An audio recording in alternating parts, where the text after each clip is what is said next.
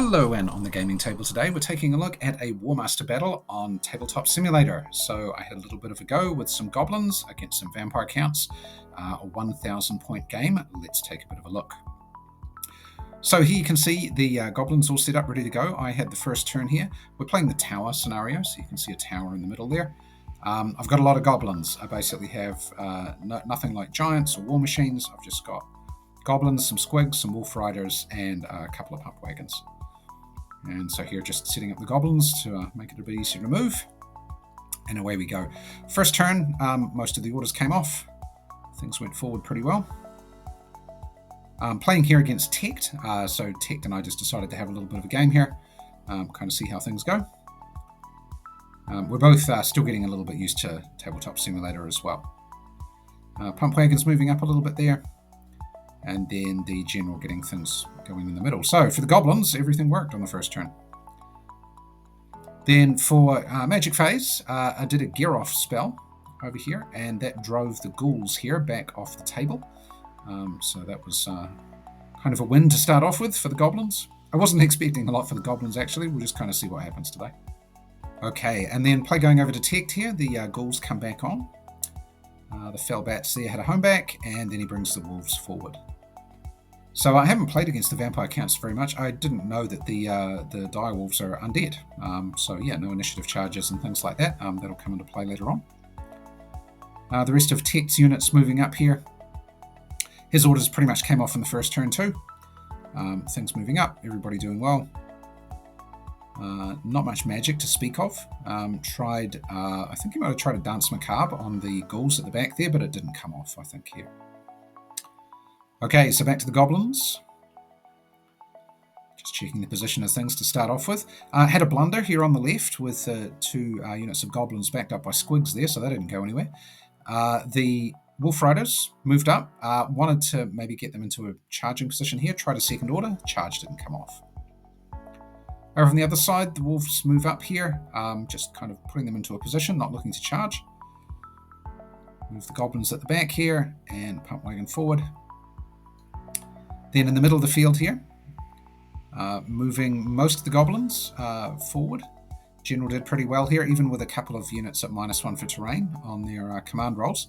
Managed to get a huge line of goblins here up at the tower. So yeah, lots of stand and shoot if anything charges, and also lots of support. For the spells here, try to gear off, didn't work. Then put Mork Save Us onto one of the units of goblins here on the flank. Just looking here at shooting, we decided that the wolf riders there couldn't shoot the dire wolves. Okay, so then in Tect's turn, first up, the dire wolves here go in. I decided to put them on the middle unit here so that they'll take all the stand and shoots. The stand and shoots came out pretty well for me when we rolled them in a minute. So he got 4 wounds on that unit of dire wolves there, so that was pretty good. In the middle here, bringing the undead forces forward. So rearranged his brigade as he moved up, and then had a charge go off here. So 2 units went into the wolf riders. One stand got shot down, stand and shoot. The wolf riders doing pretty well there against the zombies. So the wraiths here decided to go after the big central kind of block of goblins here after some consideration. So they'll get stand and shoot as well, and then the skeletons went into the wolves. Up at the back here, the units again moving forward, trying to get lots of things into combat here. Managed to get another charge in here. The general on his chariot there had to retreat into one of the rear ranks of goblins. And then with the Graveguard, he moved the Graveguard up and then decided not to charge here, which maybe was important. We'll see how that goes in a minute. Yeah, tried to order the ghouls there, had a blunder. Didn't come off. So we got some stand and shoots in the middle here. A few bits of damage done there are going to be important for the combat later on, especially since I've got so much support in the middle there. Over here, Raised Dead popped up behind the wolves, and so that was looking a little bit grim for them. The stand and shoot, though, was kind of important, so the amount of damage that had been done over there was pivotal, as we'll see in a moment. Okay, so then on the wolves took three or four wounds then, not a whole lot actually. So at this stage they weren't looking too bad. And then in the fight back, even though they were only getting kind of 1 attack each, they did manage to do enough damage here to win the combat by one or two. And really it was down to that stand and shoot again. So then in the pursuit, decided to pursue, might as well pursue in here, and cleaned up a couple more stands of skeletons there. And then after the combat here, just repositioned everything, looking for charges in the next turn, because the next turn's mine. So yeah, a little bit lucky that those wolves survived, but we'll take it. Okay, moving on to the other flank here. The wolves had lost one stand and shoot. And that actually meant that there was only 2 units of Goblin Wolf Riders engaged in the combat here. The 3rd unit was no longer in contact because of the stand that Tect had chosen to remove. Here, got pretty beaten up. One of the Wolf Riders took 8 wounds. The other one took 3. Didn't do very much damage back the other way. No, actually not too bad. It was 3 each. Misremembering. Okay, so anyway, had some stands lost, did the retreats. And then the follow-ups here, the dire wolves getting stuck in. Just thinking about where he's positioning the units and what's going to happen next. So now it's broken up into 2 combats because of that. And so one of the units there is not in combat. He's just thinking about where it's going to line up again on a fallback. So then, second round of combat, wolves die. An advance move here. We're just figuring out if this wolf can get in the corner here. And then, the next unit here dies off as well. Some of my wolves did pretty good in this game with their armor saves. Only a 6+, but they had a few stands survive. And so then here, because the stand there managed to, the unit managed to survive. So this unit here, it's got a character attached to it, a vampire. Eventually died, but then couldn't advance again, so had to fall back. So at this stage, I'm a couple of units of wolves down, but actually I'm not looking too bad.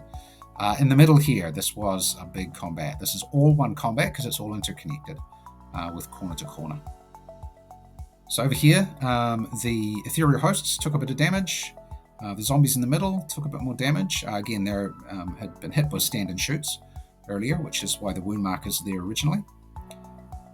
And so the goblins here were pretty much taking as good as they got in terms of the melee part, which means when it comes down to the final kind of count up here, we've got a lot of support here. We've got 12 support or 13 support, and so the big units of undead here got driven back. Then just choosing to take one stand out in a couple of places there a little bit tactically. Had a couple of pursuits here, so chose to pursue with some units and not with others. So pursue into the ethereal hosts. Over here, pursue into the zombies, but being careful not to get into contact with that other unit of ethereal hosts there. And then a bit of a reform here. Only got 7 though, so it's not a big reform. Can't get into the flank, but we can at least get into a position where we can look at some charges in the next turn. Now, the zombies in the middle here, if I can beat this unit up and kill it off, then I can get in a position to flank charge. So I managed to do that. And then here we were having a little discussion about where units can reform. And so here one stand moves, and then the other ones are able to move forward of that line of contact, which is that red line there. So this set me up for the flank charge in the next turn. Over here, goblins against the ethereal hosts again. Does a bit more damage, doesn't quite finish them off. Had driven them back quite a bit though. And so that was enough to say, let's chase them down.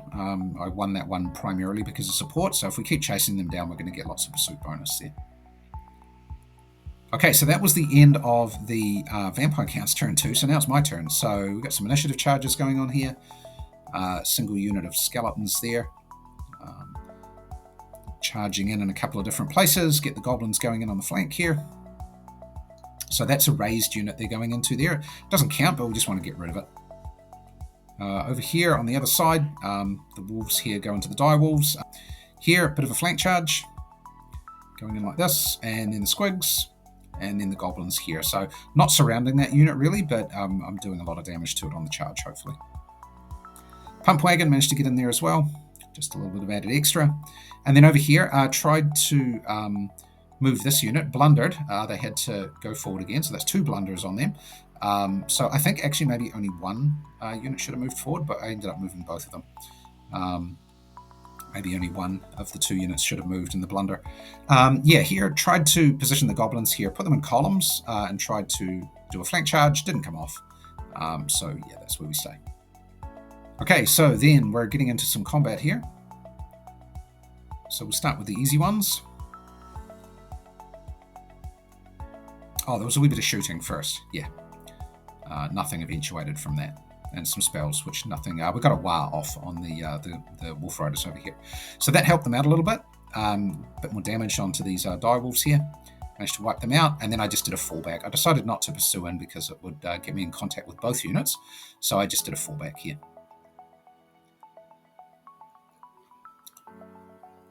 Then on the other side here somewhere, where are we going next? Oh yeah, over here. So let's get into these, the two wolves at the back. They took out the one stand remaining on the unit of skeletons, and then they took out the zombie. So they advanced into the zombie, and then two rounds of combat there, and then that one's done.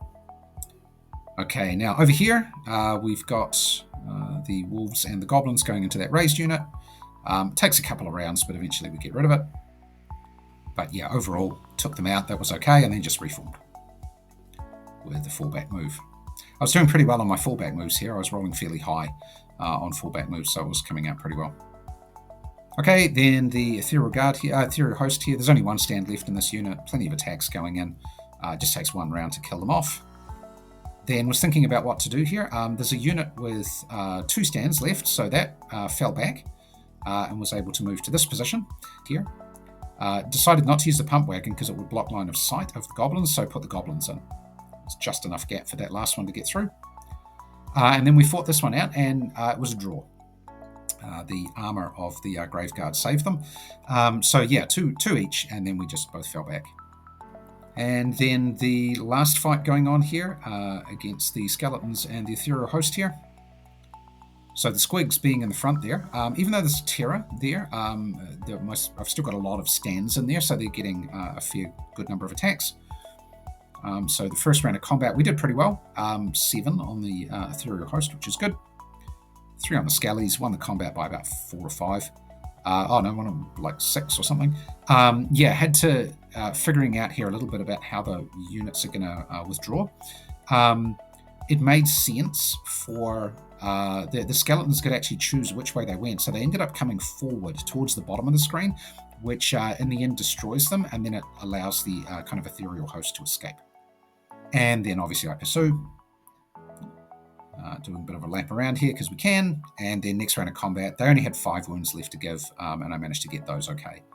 And that was actually putting the vampire counts at their breakpoint. I think their breakpoint was 5 or 6, and I got them there. I had a breakpoint of 8, and I was only at about 3 or 3.5, I think. So yeah, did pretty well, got a bit lucky, but yeah, thanks Tect. It was a good fun game. Yeah, we're still learning a little bit TTS and how to make it all work well, but in terms of playing Warmaster, yeah, we played this whole game in less than 2 hours, even with a bit of mucking around trying to figure things out as we were going on the TTS side and on the rules side. So anyway, thanks Tect. Hope you found that interesting. Thanks for watching, and we'll see you again real soon.